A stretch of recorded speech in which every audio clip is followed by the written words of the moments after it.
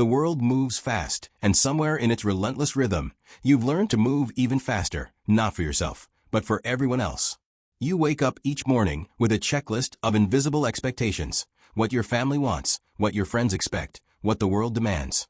You smile when you feel like screaming. You say yes when every fiber of your being wants to say no. The approval of others has become a currency, a measure of your worth, a life tethered to invisible strings you barely notice. And yet, deep inside, there is a quiet unease, a subtle whisper of dissatisfaction that grows louder with every compromise. Imagine walking through a crowded street, but instead of noticing the city around you, your eyes are constantly scanning the faces of strangers, colleagues, friends, partners, searching for signs of approval. Every nod feels like survival. Every frown is a personal failure. You adjust your tone, your posture, even your thoughts, to fit the molds others unconsciously set for you. This is not laziness, nor is it incompetence. It is the psychological machinery of people-pleasing, a survival mechanism honed over years of social conditioning, where the safety of acceptance outweighs the risk of being your true self. The illusion of approval is seductive. It promises safety, belonging, and love. We are wired to seek connection, to avoid conflict, to be seen as good. But in chasing this constant validation, we trade the very thing we crave most: authenticity. Carl Jung might call this the surrender to the persona, the mask we wear to be liked and accepted, while the deeper self, the shadow, quietly waits in the background, unrecognized, yearning for acknowledgement. Every action aimed at pleasing others builds walls between who you are and who you long to become. Think about the times you've said yes, even when your soul screamed no. Think about the moments you've silenced your own desires, dismissed your intuition, or ignored your own pain to make someone else comfortable. It is subtle, almost invisible, but over time it accumulates into a life that feels borrowed rather than lived. The paradox is cruel. The more you give yourself away to others, the more invisible you become. And yet, the fear of rejection, of conflict, of being labeled selfish, keeps you tethered. You convince yourself that the safety of approval is worth the cost, even as the cost slowly erodes your sense of self. This tension between illusion and reality creates an inner conflict. The life you live versus the life you were meant to live. You chase applause while ignoring the quiet call of your own heart. You accommodate others' desires while your own dreams shrink in the shadows. And in the rare moments of stillness, when the noise subsides and the masks fall away, you feel it, the unmistakable ache of absence, the subtle but undeniable truth that you have been living for someone else all along. It is here, in this quiet recognition, that the first seed of awakening is planted. The world has taught you that approval is survival, that pleasing others is the pathway to safety. But reality whispers something different. The approval of others is a mirage. True safety, true freedom, begins when you honor yourself, not as a rebellious act, but as a reclaiming of your humanity. The journey does not start with them, it starts with you. The tension between the life you are living and the life you are longing for is not a burden. It is an invitation. It is a mirror reflecting the choices you have yet to make. In these moments of reflection, there is both discomfort and possibility. You may feel fear rising, the fear of rejection, of loneliness, of stepping into the unknown. But fear is not a stop sign. It is a signal, pointing toward the path of your own truth. The cinematic truth is simple yet profound. When you stop bending, stop shrinking, stop giving yourself away to please, you begin to see the contours of your own life clearly for the first time. You begin to notice the spaces where your energy has been drained, the corners where your desires have been neglected, the quiet places where your authentic self waits patiently for recognition. The illusion of approval fades when you start to notice the weight of your own compromise. And in that fading light, a question emerges. What if the life you've been living for others is not really yours at all? What if the liberation you seek is not out there, in the eyes of others, but inside, in the deliberate act of honoring your own being? This is the threshold moment, the cinematic pivot, the point where tension transforms into awareness, where the audience, where you, is ready to step from the illusion into a deeper truth. It is here, in this space between discomfort and revelation, that the story begins. The journey of honoring yourself does not start with grand gestures or dramatic rebellion. It begins with recognition, the quiet, unflinching acknowledgement that your life belongs to you first, before it belongs to anyone else. And in that acknowledgement, the first flicker of freedom ignites. setting the stage for the deeper exploration of what it truly means to stop pleasing others and start honoring yourself. The act of pleasing others is not merely a habit. It is a complex dance between the external world and the internal self. At its core, people-pleasing is a manifestation of the human longing for acceptance, a mechanism wired into us through evolution, culture, and personal history. We are social creatures, shaped to navigate hierarchies, to seek inclusion, to avoid ostracism. Yet in the pursuit of belonging, we often surrender our most vital resource, the self. Carl Jung referred to this surrender as the dominance of the persona, the mask we wear to meet expectations, to appear favorable, to protect ourselves from judgment. The persona is a necessary tool in life, a social camouflage that allows us to navigate the external world with relative safety. But it becomes dangerous when it overshadows the authentic self. The shadow, the parts of us we hide, ignore, or reject, grows in the darkness, quietly influencing our decisions, shaping our relationships, and whispering reminders that something vital is being neglected. People-pleasing, in this sense, is not a benign act of kindness. It is a silent suppression of one's own desires, values, and needs in favor of an external standard that can never truly satisfy. Friedrich Nietzsche would call this the herd instinct, the tendency of individuals to conform to the expectations of the collective, sacrificing their own will in the process. In a society that prizes approval, politeness, and compliance, saying no becomes a revolutionary act. To honor oneself is to defy the subtle tyranny of the crowd, to acknowledge that your own values, feelings, and intuition matter as much, if not more, than the judgments of others. This tension between conformity and authenticity is the battleground on which the struggle for self-honoring unfolds. Psychologically, the roots of people-pleasing are often found in early relational experiences. A child who learns that love is conditional, that affection is granted only when behavior aligns with expectation, internalizes the belief that their true self is unworthy. Over time, this becomes a deeply ingrained pattern. The need to anticipate others' needs, to smooth over discomfort, to suppress anger or desire to maintain connection. Viktor Frankl, in his exploration of meaning, observed that the human spirit longs not just for survival, but for purpose, a purpose that can never fully be realized if one's own voice is perpetually silenced. The irony of people-pleasing is that it offers the illusion of connection while eroding genuine intimacy. Relationships formed out of compliance are fragile. They are contingent upon continued self-suppression. The person who bends themselves into someone else's mold may feel accepted in the short term, but the long-term consequence is disconnection from both self and others. True connection arises when individuals meet each other in authenticity, not when one sacrifices inner truth for comfort or approval. To understand this fully, consider the contrast between the internal and external worlds. Externally, a people-pleaser may appear competent, likable, even admirable. They are skilled at reading the moods, desires, and expectations of those around them. But internally, the story is different. Each yes carries a silent cost. Each act of accommodation chips away at confidence, obscures clarity, and diminishes the sense of personal power. Over time, the cumulative effect is exhaustion, confusion, and a subtle, nagging emptiness. This is why people-pleasing often masquerades as altruism or kindness, while in truth it is a form of self-neglect.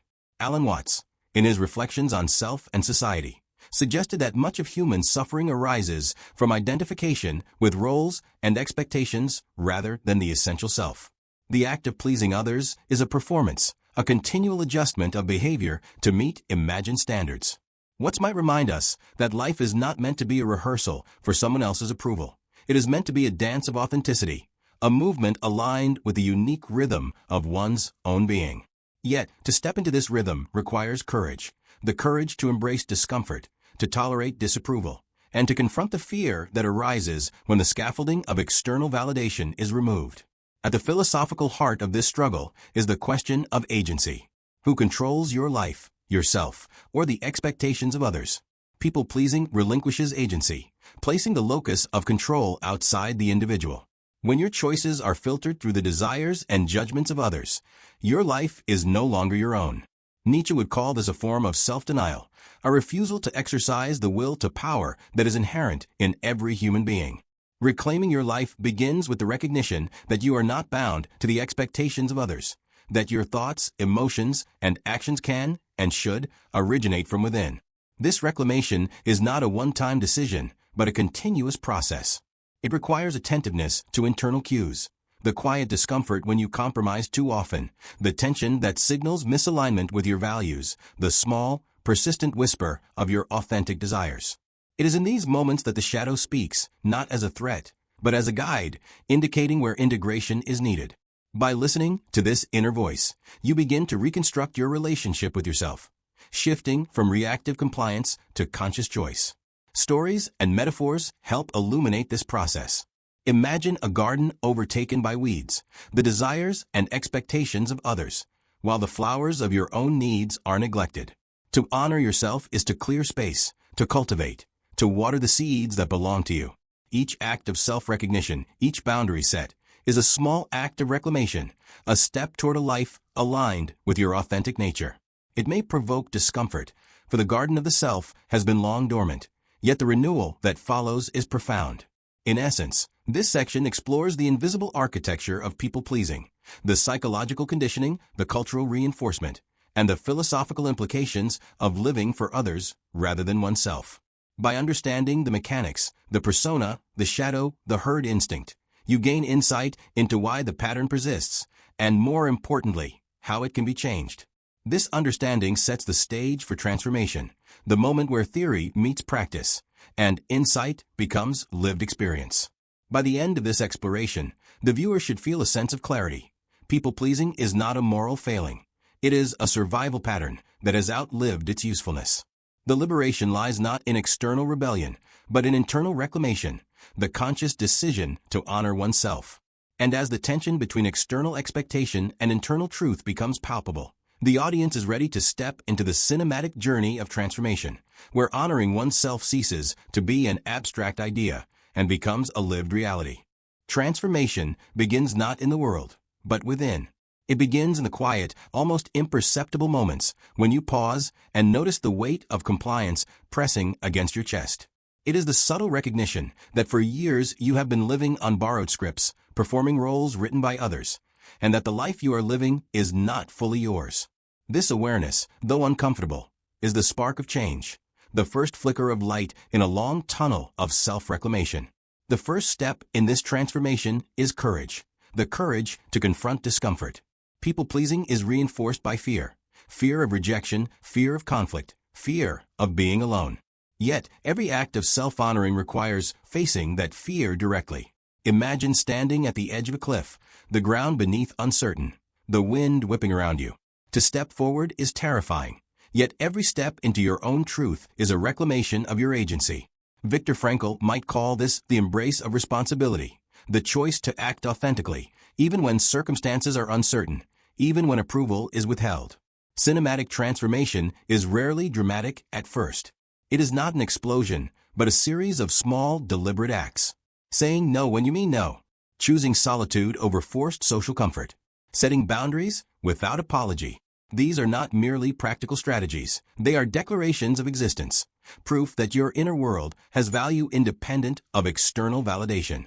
Every act of honoring yourself reverberates, reshaping your perception of both yourself and your place in the world. The emotional rhythm of transformation is essential. There will be tension, resistance, and even guilt. Old patterns are deeply ingrained. They fight to survive. When you assert your needs, a part of you may feel selfish, a part may fear losing connection. This is natural. It is the internal battle between the conditioned self and the authentic self. Here, Nietzsche's philosophy becomes profoundly relevant. The act of self-overcoming is not gentle. It is a deliberate confrontation with the inertia of habit, the expectations of society, and the shadows that whisper doubt. To honor oneself is to engage in a quiet, relentless form of heroism, the heroism of living truthfully in a world that constantly pressures you to conform. Storytelling brings this transformation to life. Picture a person standing alone in a vast forest, the canopy of trees filtering sunlight like fractured gold. Every step they take is tentative at first, weighed down by fear, yet with each footfall, they begin to reclaim a rhythm that is uniquely theirs. The forest is both intimidating and liberating. It mirrors the internal terrain of the psyche, a landscape of untamed desires, fears, and potential. In these metaphorical woods, each decision to honor oneself becomes an act of exploration, a journey into the depths of personal freedom. As transformation unfolds, there is an emotional crescendo. The individual begins to notice subtle shifts. Clarity replaces confusion, inner dialogue becomes supportive rather than critical, and the boundaries once feared are now embraced as signs of self-respect. Relationships evolve. Not all connections survive this realignment, yet those that remain are authentic, reciprocal, and nourishing. The shift is profound. Freedom is no longer a distant idea. It is tangible, embodied, and deeply felt. Alan Watts' perspective illuminates this stage. Life, he would say, is not about fulfilling obligations imposed by others, but about participating fully in the flow of existence, in a dance aligned with one's own nature. Transformation, then, is not about rebellion for its own sake, but about aligning with the rhythm of your authentic self. The cinematic tension here is palpable. Each act of self-honoring disrupts the status quo, challenges expectations, and creates ripples that extend far beyond immediate perception. Yet in disruption lies liberation, and in liberation lies the profound satisfaction of living truthfully. Practical strategies intertwine with emotional insight. Journaling becomes a tool for uncovering buried desires.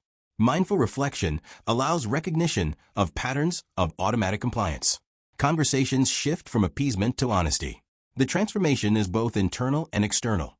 Internally, the psyche integrates shadow and persona, acknowledging that both fear and desire are part of a coherent self. Externally, the world begins to respond differently, not because it has changed, but because the individual engages from a place of clarity and alignment. The cinematic flow relies on rhythm, moments of tension followed by release, silence punctuating realization. The transformation is never linear. There are setbacks, relapses into old patterns, and moments of self-doubt. Yet each recurrence is a test of resolve, an opportunity to exercise the courage of conscious choice.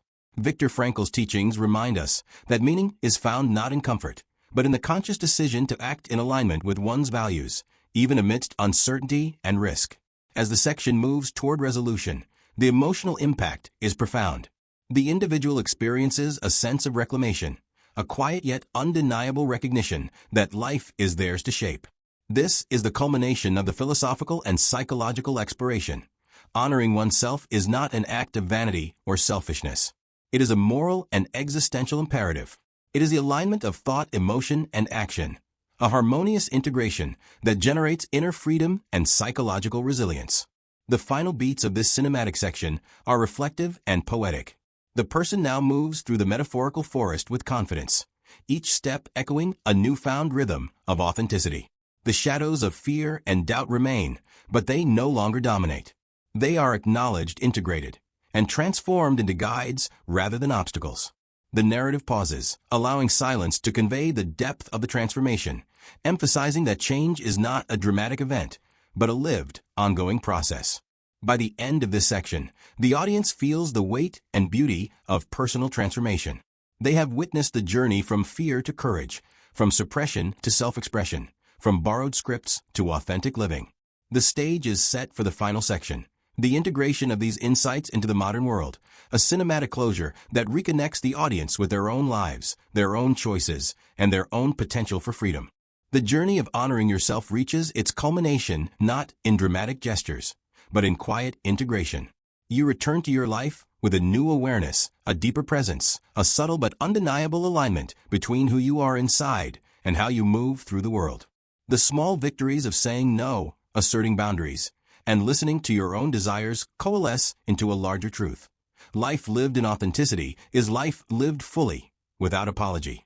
Imagine waking each morning and sensing the rhythm of your own being before the demands of the world intrude. Decisions are no longer automatic reactions to expectation. They are conscious acts rooted in self-respect. Conversations are no longer scripts designed to appease others. They are genuine exchanges reflecting your inner truth. Relationships transform. Not all survive this realignment, but those that remain are honest, reciprocal, and nourishing. The freedom you feel is palpable, not as a sudden gift, but as a steady, unfolding result of countless choices that honor your selfhood. Philosophically, this is the essence of existential freedom.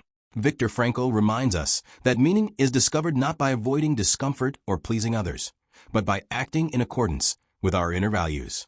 Nietzsche's call for self-overcoming resonates here as well. To honor yourself is to assert your will, to define your existence on your own terms, and to live deliberately rather than reactively. Even Carl Jung's integration of the shadow finds its resolution in this stage. Your hidden desires, fears, and complexities are no longer enemies to suppress, but allies to guide, shaping a life that is coherent, resilient, and authentic. Cinematic storytelling frames this transformation in everyday moments.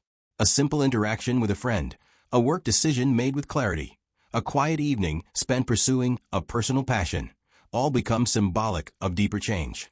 The tension of old patterns lingers, as society and habit continue to tug toward compliance. Yet you notice these pressures and respond with grace, not guilt. The emotional tone is subtle but profound. The satisfaction of living aligned with oneself, the peace of reclaiming autonomy, the joy of inhabiting your own life fully. This integration is not static. Life will always present challenges, expectations, and moments of doubt. But the difference lies in your response. You no longer bend instinctively. You respond consciously. You no longer chase approval. You choose presence. You no longer sacrifice inner truth for comfort. You honor yourself first, trusting that authenticity generates connection more profound than any forced compliance ever could. The freedom gained is a quiet revolution, internal yet far-reaching, influencing relationships, work, and personal growth. The narrative now mirrors the cinematic arc of the opening scene. The person walking through life at the start, scanning faces for approval, is now moving through the same streets with a quiet confidence, aware but undisturbed by judgment, connected to others but rooted in self. The visual metaphor is subtle but powerful. The external world remains the same, yet perception, engagement, and experience have been transformed. This is the cinematic truth of honoring oneself. Change begins internally and radiates outward, reshaping both inner and outer landscapes. In practical terms, integration involves continuous reflection and choice. Journaling, mindfulness, conscious boundary setting, and regular assessment of alignment with personal values become rituals of self-honoring.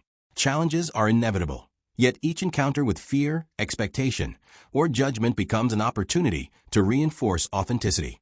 Over time, the practice solidifies into a lived philosophy, a life where self-respect guides action, where inner freedom directs decisions, and where external validation is a reflection, not a requirement, of worth.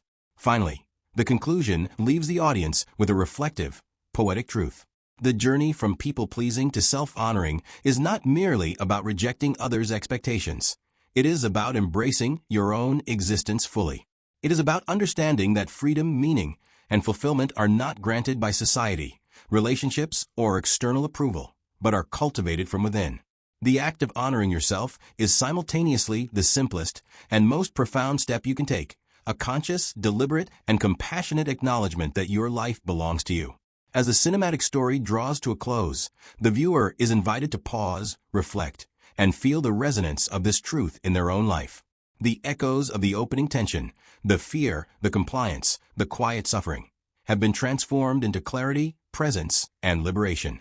The final scene is one of subtle, enduring beauty, a person inhabiting their life fully, moving in alignment with their inner truth, and stepping forward into the unknown with courage and grace.